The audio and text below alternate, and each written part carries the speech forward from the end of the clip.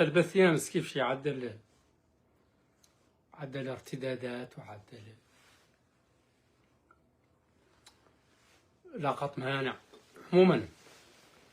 ما فات طرا علينا شيء يغير ذيك المعلومات اللي عطيناها امس حول الصراع اللي داير بين الأجنحة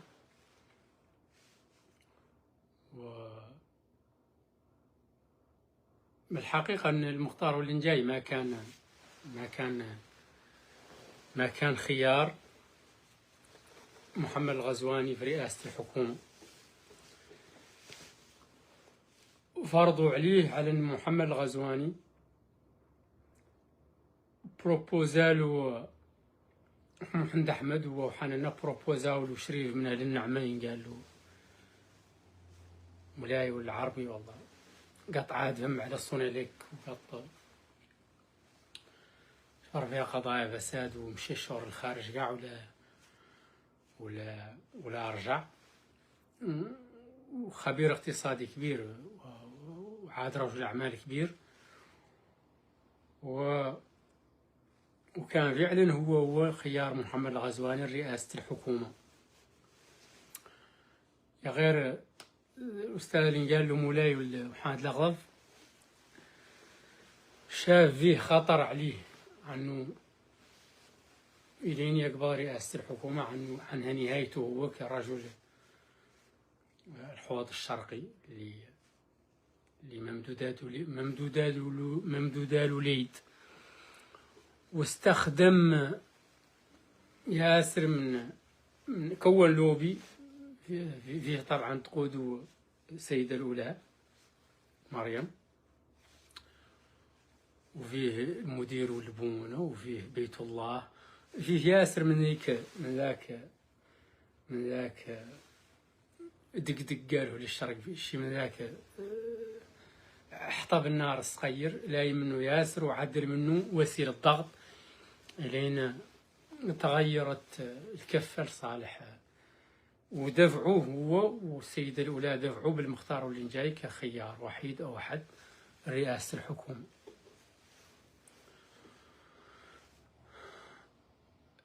محمد الغزواني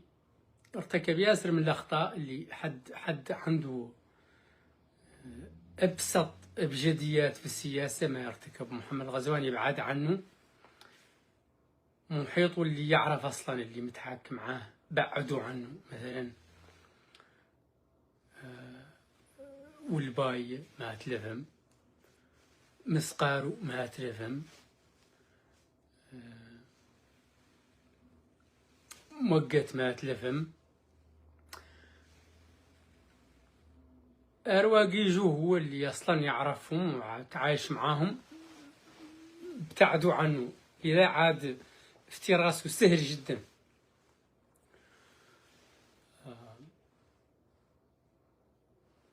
عقب في النهاية وقع اختياره على المختار اللي جاي اللي مبروبوزيه مولاي هو والسيدة الأولى، غير ما كانوا شاكين ولا يعود خيار في ذي الخطورة اللي هي، واللي عقب وضاح عنه شخص شرس وعنه ما عنده صداقات دائمة. لو كانت عنده صداقات دائمة يعود مع ولا عبد العزيز في السجن. صوروا معايا شخص كان في ملف وزير مالية، ملف مطروح قدام العدالة، يسلم منه ويمشي بسرعة البرق إلى رئاسة الحكومة، معناته عنه شخص ما هو عادي، وهذا هو سر قوته وسر بقائه في ذا المنصب.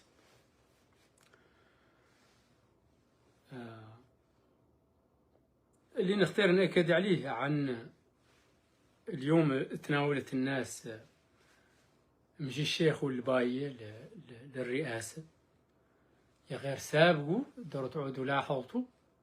والله سمعتوا والله شفتوا عن كان فم يسلكوا اللحمة اللي يزيد بيه مولي، وشرها يسلكوا على صفحته عنه التقى بفخامة رئيس الجمهورية قال هو، وهذا كامل في المساعي اللي تكلمت لكم عنها أمس في المقايضة مع محمد عبد العزيز من أجل إطلاق سراح. هذو الشخصيتين اللي هو الشيخ والباية والسلكو أحمد يزيد به، ما نعرف عنهم سقوط في عرض عزيز، والله في انتقاده علنا وسائل الإعلام. لذا تمت العلاقة به ظاهر لي عنها لا في مستوى معين من الاحترام والتقدير، ولذا يصلحوا فعلا يكونوا سفراء للمفاوضات بين محمد الغزواني ومحمد العبد العزيز. العبد العزيز ملفه ما هو ملف سهل، وحد يختار يعقب المأمورية سالم ويعطي شي يسرط لا شبه له، يحاول من ضرك عنه يوفي ملف محمد العبد العزيز دان لمياب بصفة مرضية لمحمد العبد العزيز، سينو لا يعود ذاك ما هو فيح ولا هو زين. هو اللي هو السيد الرئيس عنده نوع من الفطنة أصلا متوارث عنهم، ما يخلوا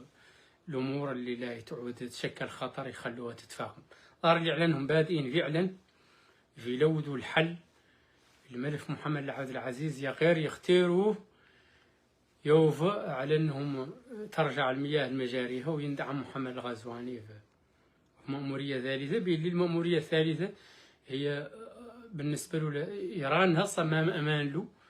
فهي كيسلك من الملاحقات ومن المشاكل اللي تنتظروا ياسر ولا شوي. إذن هذا هو اللي طالع لكم اليوم، نختار نأكد لكم عن فعلا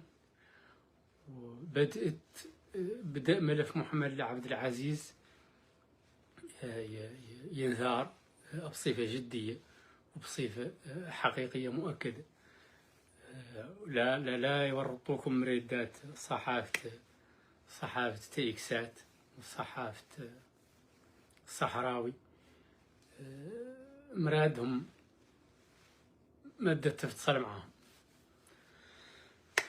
شوف هذا الخبر هو اللي طالع عليكم اليوم، لين نأكد لكم على أن فعلا ملف محمد العبد العزيز مبارك معاه، وعلى أنه مصلحتهم يوفوه عنهم، يسوى ما هو من أجل مأمورية ذلك لسلامتهم هم المستقبلية عن الرجل تعرض لظلم شديد. وزير ماليته ذراعه المالي في سرعة البرق يمشي لثاني منصب في الدولة، في الهرم السلطوي للدولة.